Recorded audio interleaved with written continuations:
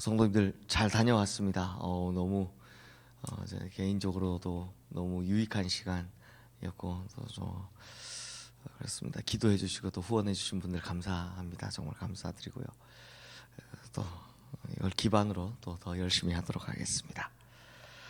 성도님들, 오늘은 히브리어 알파벳 17번째 글자인 패로 시작하는 17번째 연입니다.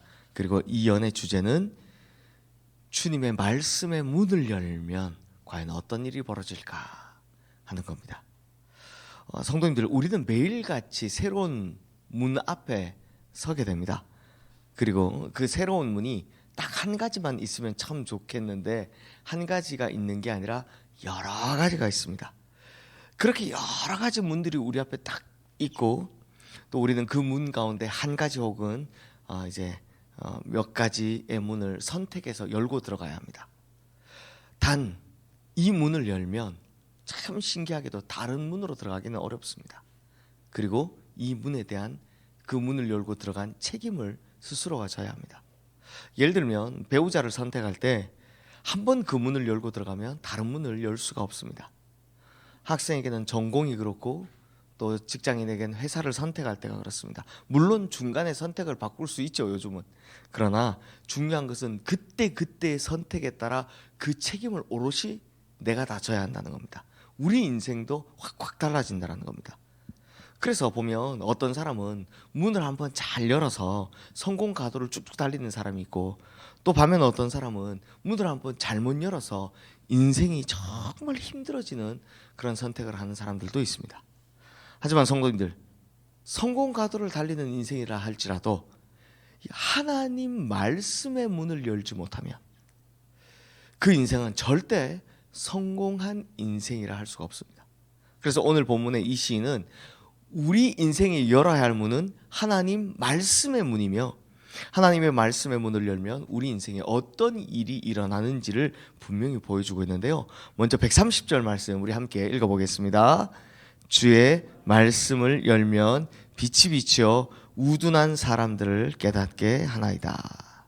자, 하나님 말씀의 문을 열기 전까지 내 인생은, 내 영혼은 어둠 속에 있었습니다. 어둠, 캄캄한 어둠, 정말 빛 한 줄기 들어오지 않는 어둠 속에 있었습니다. 그러니 우리가 한 발짝도 앞으로 나가질 못하는 겁니다. 용기를 내서 몇 걸음 걸어봐도 늘 쉽게 넘어지기 일쑤입니다.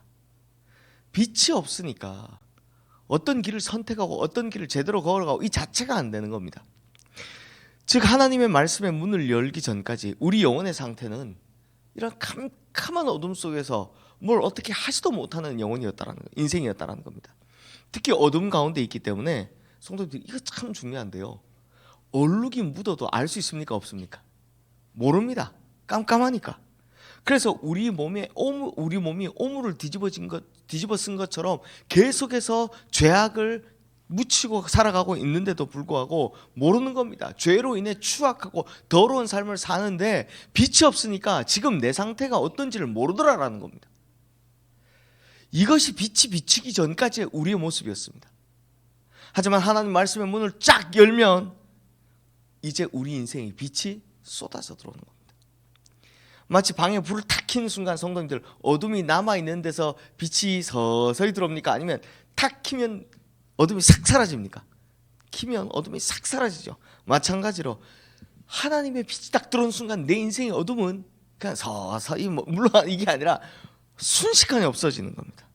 즉 죄와 악이, 우리를 그렇게 괴롭히던 그 죄와 악이 순식간에 우리 인생에서, 우리 영혼에서 사라지더라라는 겁니다.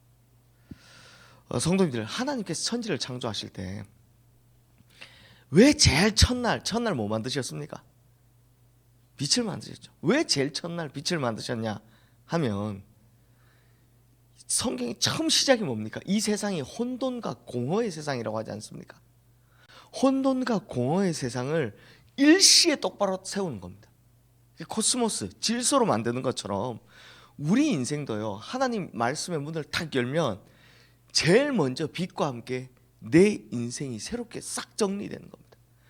혼돈과 어둠의 또 공허의 그 인생에서 내 인생은 빛의 인생으로 바뀌더라는 겁니다.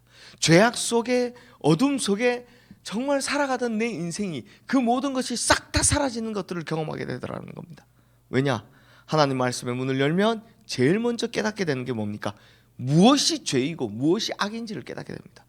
그리고 어떤 것이 옳은 것이고 어떤 것이 그른 것인지를 분명하게 분별할 수 있는 힘이 생기기 때문입니다. 어둠 속에 있을 때는 몰랐던 겁니다. 이게 죄인지 이게 잘못된 건지 몰랐습니다. 그저 깨달을 수 있는 것은 로마서의 표현대로 그냥 양심이 있어서 깨닫는 정도였습니다. 그러나 하나님 말씀이 들어오는 순간, 빛이 내 안에 들어오는 순간 이게 환하게 제대로 보이더라라는 겁니다. 그러므로 하나님 말씀에 빛이 들어오면 우리 인생에는 질서라는 놀라운 변화가 생기게 되더라라는 거죠. 그리고 성도님들, 빛이 쏟아져 들어오면 빛은요 절대 그냥 빛으로만 머물러 있지 않습니다. 자, 우리 성도님들 잘 아시겠지만 빛은 뭐로 바뀝니까? 열로 바뀝니다. 이게 저희가 중학교 때 과학 시간에 배우는 건데, 빛 에너지는 에너지 총량의 법칙에 따라서, 에너지 보존의 법칙에 따라서 반드시 열 에너지로 바뀌게 됩니다. 그래서 옛날에 생각해 보면 성도님들 어렵지 않습니다. 저는 제 외갓집이 대청마루가 있었거든요. 그 이렇게 대청마루 이렇게 나오잖아요. 대청마루에 탁 누워서 이 봄에 그 햇살 탁 받고 있으면 어떤 느낌이 드세요? 마룻바닥도 따뜻해지고 우리 몸도 따뜻해지고, 그래서 거기 누워 있으면 햇빛 받으면서 졸리니까 그렇게 막 이렇게 졸려라 막 졸려라 하면서 대청마루에 누워 있던 그 기억이 있습니다.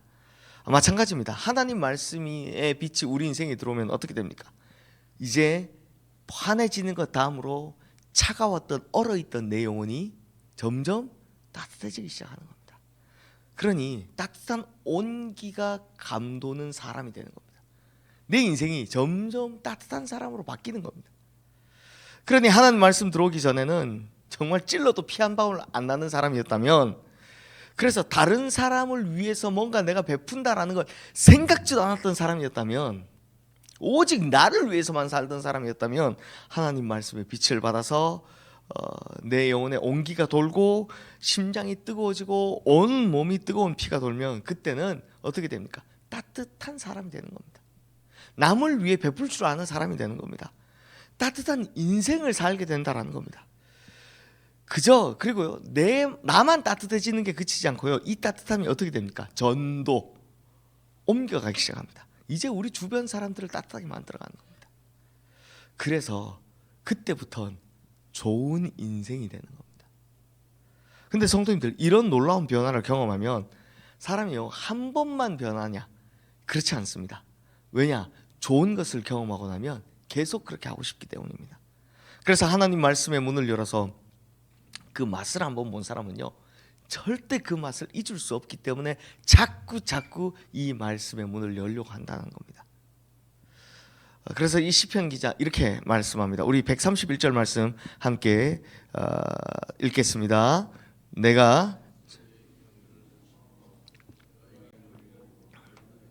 자, 여기 좀 웃긴 표현이 나오죠.